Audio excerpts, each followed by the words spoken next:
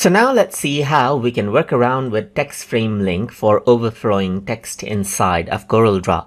So to do that, first of all, I need to go ahead and then drag in, let's say, for example, a text right here, a text box. So now what I'm going to go ahead and do is type in this is a paragraph right here, just like this. I'm simply going to go ahead and paste this out a couple of times. Let's say, for example, right over here. So I'm going to go around, press enter right here. And as it overflows, you can see that the edges actually turn red right here. That is because you can see that there is text beyond this particular text box. So if I were to pull it, you can see that I still see the text. But what I can also do is I can go ahead and click on this arrow right here. And if I were to click somewhere else, then you can see that another text box actually appears, which is linked on with this particular text box right here.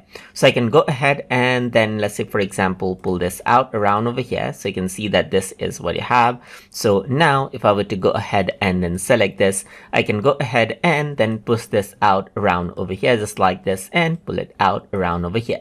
So you can see that they are linked. And as I were to actually go ahead and type right here on this particular section, you can see that it actually continues out onto the other paragraph right here. I can go ahead right here and click on this again, and then I get another text box right here, just like this.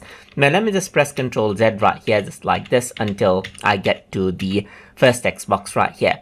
Let's say, for example, I have a pre-existing text box. Let's say, for example, I have this and I want to link this particular text box right here to this text box right here.